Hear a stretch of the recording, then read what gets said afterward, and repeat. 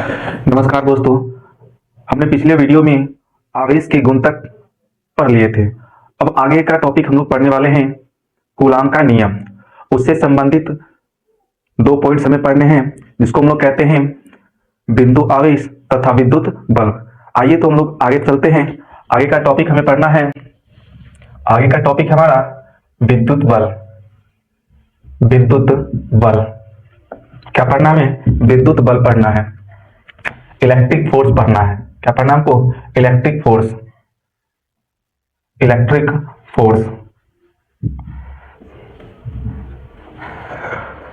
तो हम लोग जानते हैं कि जब समान प्रकार के आवेश एक दूसरे को प्रतिकर्षित करता है तथा असमान प्रकार के आवेश एक दूसरे को आकर्षित करता है, तो आइए लिख लेते हैं।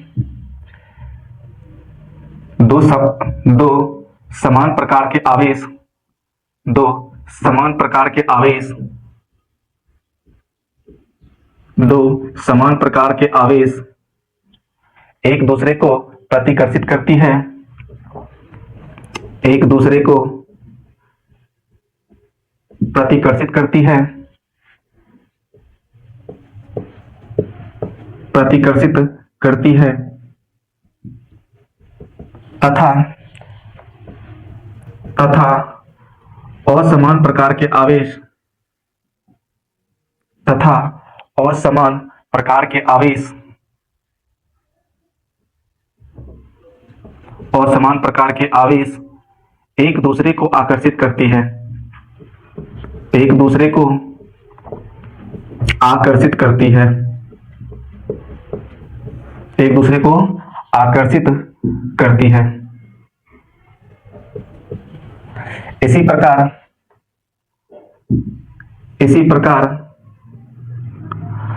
आवेशित चालक, इसी प्रकार आवेशित चालक, इसी प्रकार आवेशित चालक के बीच, आवेशित चालक के बीच लगने वाला बल को, आवेशित चालक के बीच लगने वाले बल को, लगने वाले बल को विद्युत बल कहते हैं। क्या कहते हैं? लगने वाले बल को विद्युत बल कहते हैं, विद्युत बल कहते हैं। विद्युत बल निर्वात तथा माध्यम दोनों स्थिति में लगता है। तो आगे लिख लेते हैं, यह बल निर्वात, यह बल निर्वात तथा माध्यम दोनों स्थिति में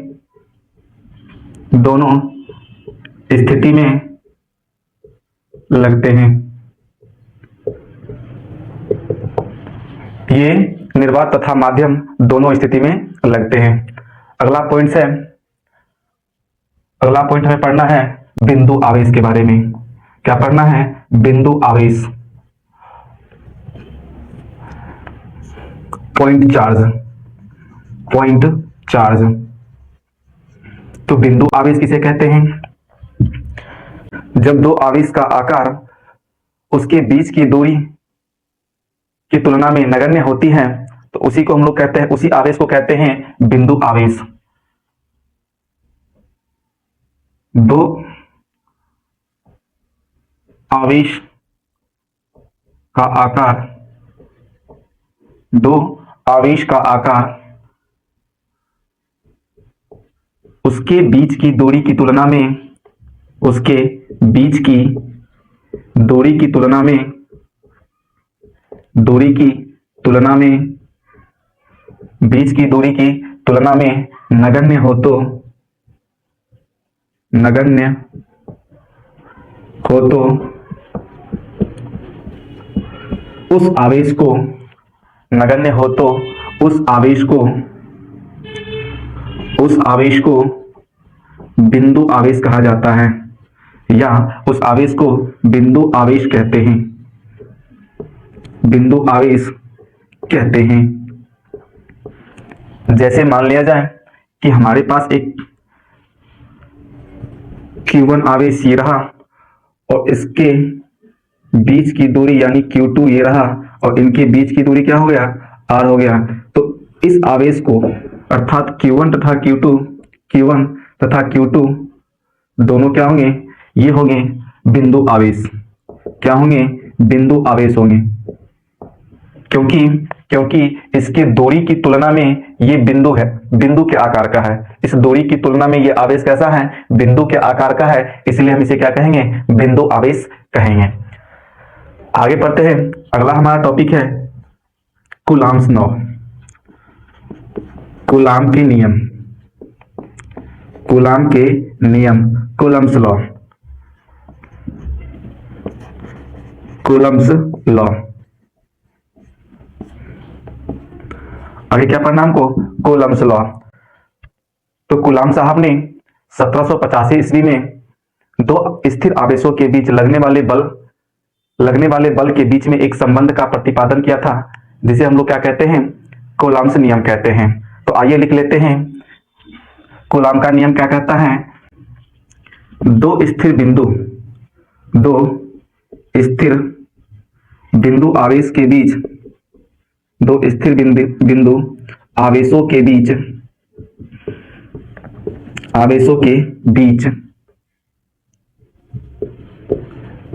लगने वाले आकर्षण तथा प्रतिकर्षण बल, लगने वाले आकर्षण अथवा प्रतिकर्षण बल, आकर्षण अथवा प्रतिकर्षण बल, आकर्षण अथवा प्रतिकर्षण बल, आकर्षण अथवा प्रतिकर्षण बल दोनों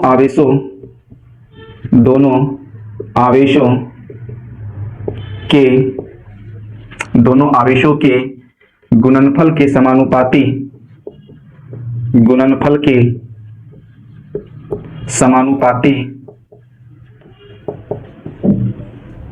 होता है, समानुपाती होता है तथा उसके दूरी के वर्ग के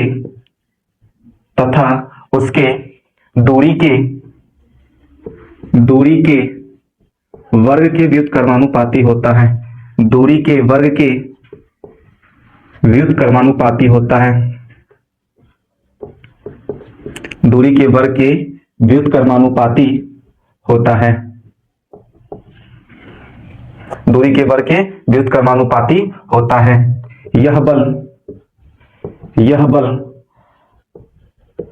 आवेशों के मिलाने वाली रेखा के अनुदिश होता है। यह बल आवेशों के मिलाने वाली रेखा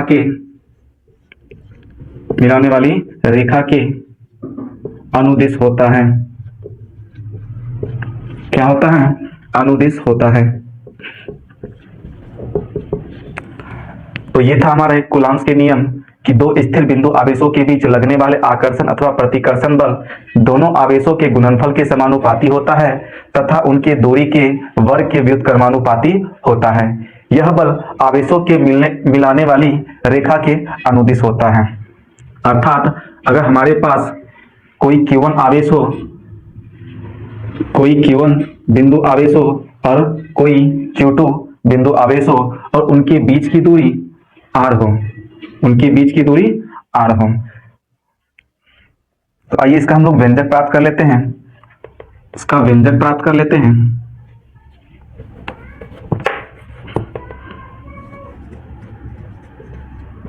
इसका व्यंजक प्राप्त कर लेते हैं। माना कि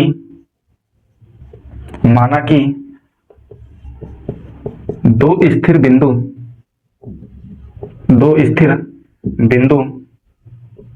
माना कि दो स्थिर बिंदु Q1 तथा Q2 दो स्थिर बिंदु Q1 तथा Q2 एवं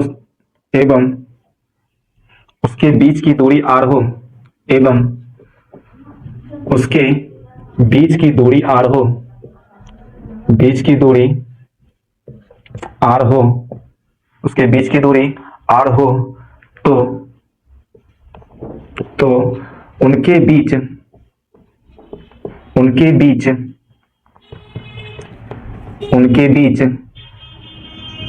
लगने वाले आकर्षण लगने उनके बीच लगने वाले विद्युत बल, उनके बीच लगने वाले विद्युत बल क्या हो जाएगा, विद्युत बल क्या हो जाएगा, तो F directly proportional Q1 Q2 क्या हो जाएगा, Q1 Q2। इसको हम लोग इक्वेशन नंबर फर्स्ट ले लेंगे और दूसरा क्या कहता है कि F directly proportional 1/r²। This is समीकरण नंबर सेकेंड, दिस इज समीकरण नंबर सेकेंड। आगे हम लोग इधर ले लेते हैं। जब हम इन दोनों इक्वेशंस को मिलाते हैं तो बनता है F directly proportional Q1 Q2 बटा r²। क्या बनता है, F directly proportional Q1 Q2 बटा r²। जब यहां से समानुपाती को हटाते हैं, समानुपाती चिन्ह को हटाते हैं, तो उसके लिए एक हम लोग कांस्टेंट डालते हैं जिसको हम लोग K कहते हैं। तो क्या हो जाएगा, F बराबर K Q1 Q2 bye r², K Q1 Q2 bye r²।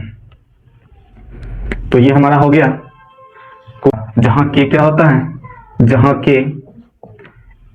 K एक समानुपाती नियतांक है, समानुपाती नियतांक है, जहां K क्या है, एक समानुपाती नियतांक है। आप लोग तब तक इसको नोट कर लीजिए, फिर आगे हम लोग देखते हैं।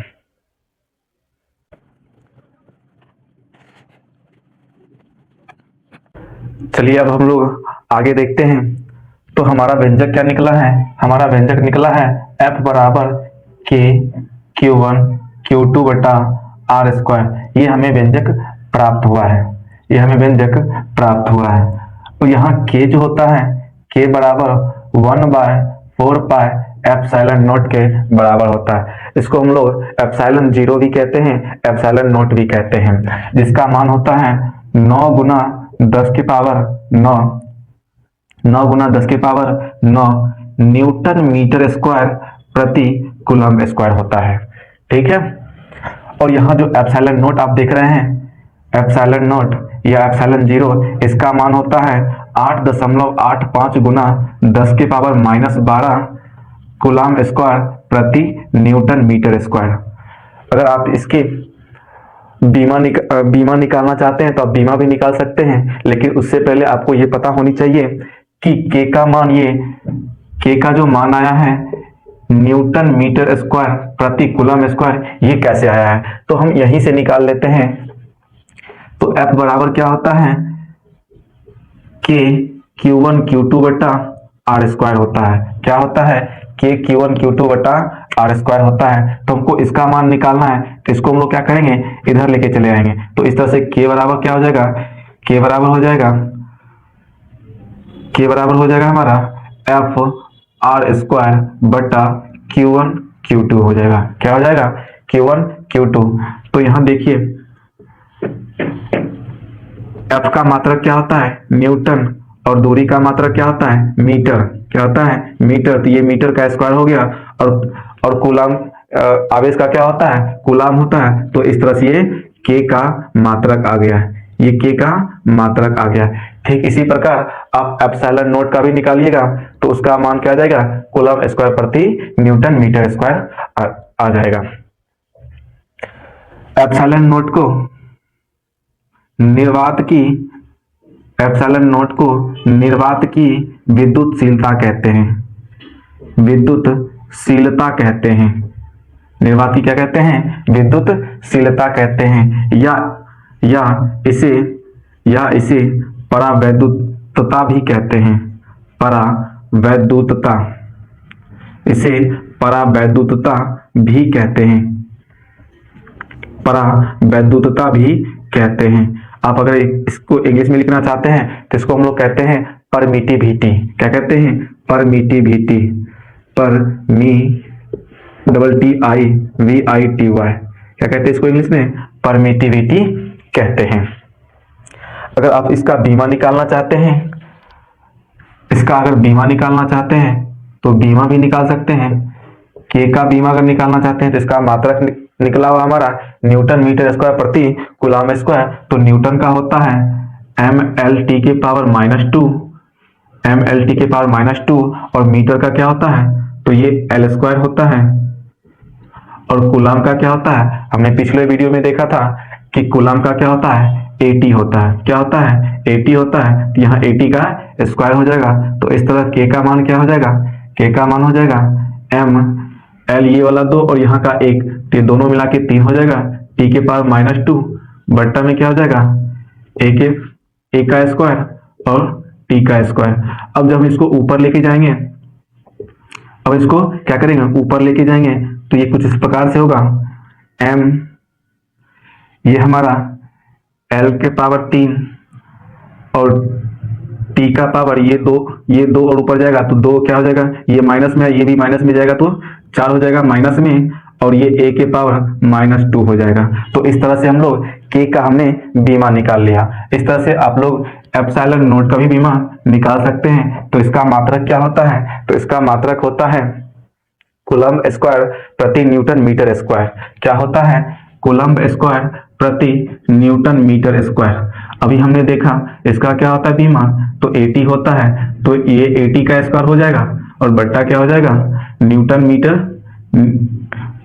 मीटर स्क्वायर का क्या हो जाएगा, एम एल टी के पावर -2, एम एल टी के पावर -2 और मीटर का क्या हो जाएगा, एल स्क्वायर हो जाएगा। क्या हो जाएगा, एल स्क्वायर हो जाएगा। तो इस प्रकार से ये हो जाएगा m के पावर -1, ये ऊपर डायरेक्ट हम कर रहे हैं, m के पावर -1 ये हमारा l रहा।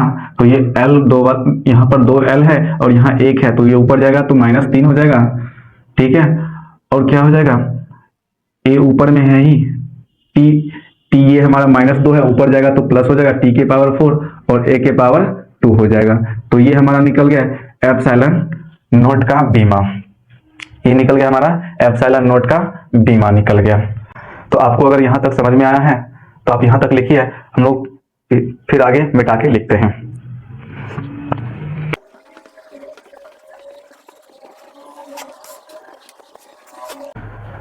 अब हम लोग आगे देखते हैं, आगे ये देखते हैं कि अगर दो बिंदु आवेशों के बीच, अगर दो बिंदु आवेश Q1 और Q2 है, अगर दो बिंदु आवेश Q1 और Q2 हैं और इनके बीच जब निर्वात होता था, निर्वात होता था, तो उसके लिए हमारा ये व्यंजक निकला था F बराबर K Q1 Q2 बटा R स्क्वायर। अगर क्या हो कि इसके अंदर निर्वात ना होकर माध्यम हो, माध्यम कहने का तात्पर्य यह है हमारा कि इन दोनों आवेशों के बीच पानी हो जाए, अवरक हो जाए, मोम हो जाए, कोई धातु हो जाए, तो ये ऐसी इस प्रकार का कोई चीज हो, तब क्या होगा, इसके बीच कूलम्ब बल कितना होगा, इसकी हम लोग चर्चा करेंगे।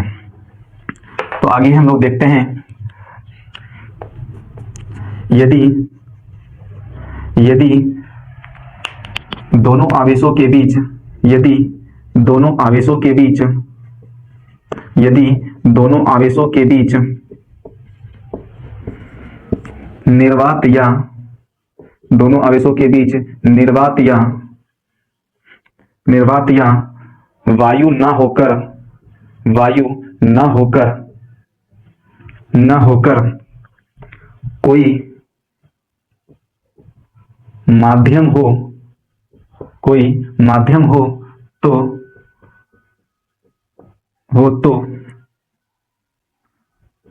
उस माध्यम का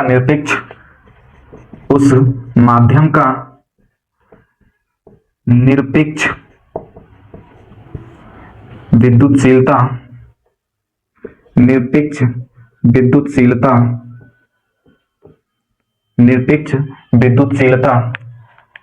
एप्सिलॉन हो तो उनके बीच लगने वाला बल उनके बीच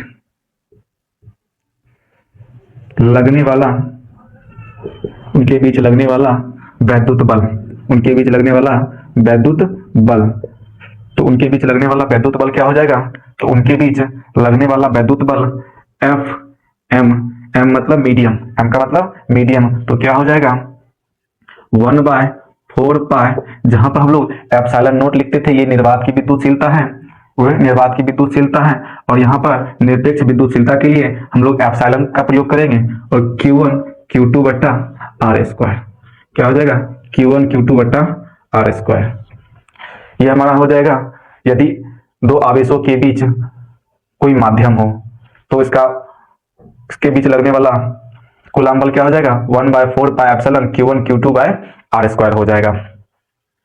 आगे देख लेते हैं एप्सिलॉन का जो मान होता है वो epsilon R into epsilon not के बराबर होता है। किसके बराबर होता है? एप्सिलॉन जो होता है epsilon R into epsilon not के बराबर होता है। अगर आप यहां से एप्सिलॉन R का मान निकालना चाहेंगे तो ये हो जाएगा हमारा एप्सिलॉन बटा एप्सिलॉन नॉट।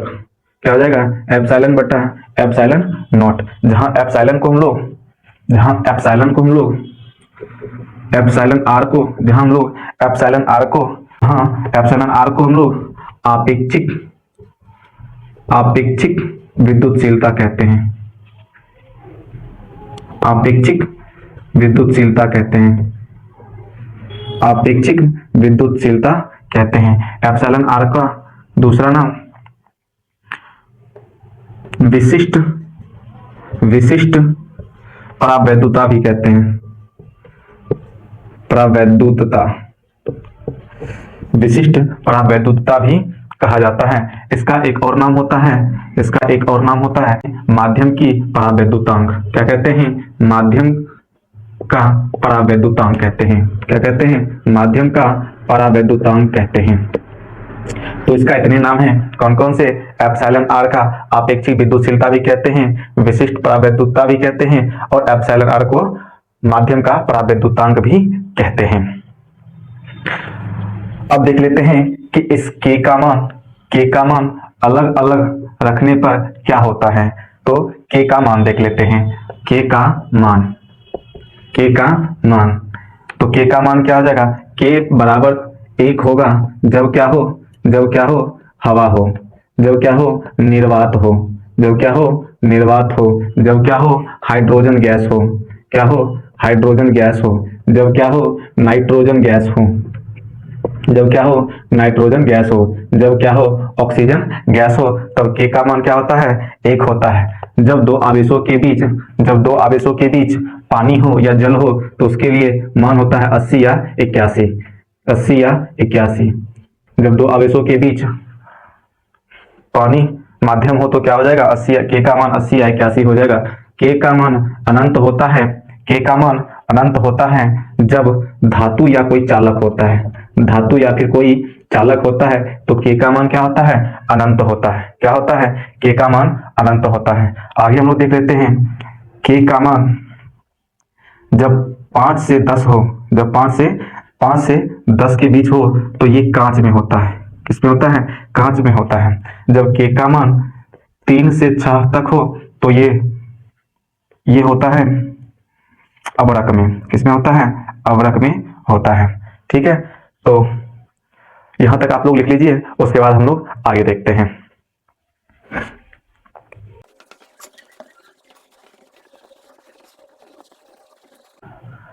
आगे हम लोग देखते हैं, आगे हम लोग को पढ़ना है कूलाम के नियम के गुण। कूलाम के नियम के गुण, प्रॉपर्टीज ऑफ कूलाम्स लॉ। क्या देखना है? Properties of coulombs law. Properties of coulombs law हम लोग देख लेते हैं इसके प्रॉपर्टी। पहला है यह एक केंद्रीय बल है। यह एक केंद्रीय बल है। यह एक केंद्रीय बल है। दूसरा हमारा यह दो वस्तुओं के बीच लगता है। यह दो वस्तुओं के बीच लगता है। यह बल दो वस्तुओं के बीच लगता है। यह बल दो वस्तुओं के बीच लगता है। तीसरा हम लोग देख लेते हैं, इसको हम लोग वर्ग व्युत्क्रमानुपाती नियम भी कहते हैं। इसे वर्ग व्युत्क्रमानुपाती नियम भी कहते हैं। वर्ग व्युत्क्रमानुपाती नियम भी कहते हैं। अगला देख लेते हैं हम लोग, यह गति के तृतीय नियम का पालन करता है। यह गति के तृतीय नियम का पालन करता है। यह गति के तृतीय नियम का पालन करता है। और भी बहुत सारे होते हैं, तो हम लोग ने देख लिया कूलाम के ये 4 विशिष्ट गुण हैं, जो कि यह एक केंद्रीय बल है, दूसरा यह 2 वस्तुओं के बीच लगने वाला बल है, तीसरा इसे वर्ग विद्युत कर्मानुपाती भी कहा जाता है, और चौथा यह गति के तृतीय नियम का पालन करता है। अगला हम लोग देख लेते हैं, इसके दोष देख लेते हैं। कूलाम के नियम के दोष, कूलाम के नियम के दोष, कूलाम के नियम के दोष, इनके क्या क्या दोष हैं? कूलाम के नियम के दोष, तो पहला नंबर में आ जाएगा, यह स्थिर बिंदु आवेश पर कार्य करता है। यह स्थिर बिंदु आवेश पर कार्य करता है, अर्थात अगर कोई आवेश किसी वेग से चल रहा हो तो कूलाम का नियम पालन नहीं होगा। यह दूसरा दोष देख लेते हैं, इनके बीच माध्यम की आवश्यकता होता है। इनके बीच माध्यम की आवश्यकता होती है। इनके बीच माध्यम की आवश्यकता होती है।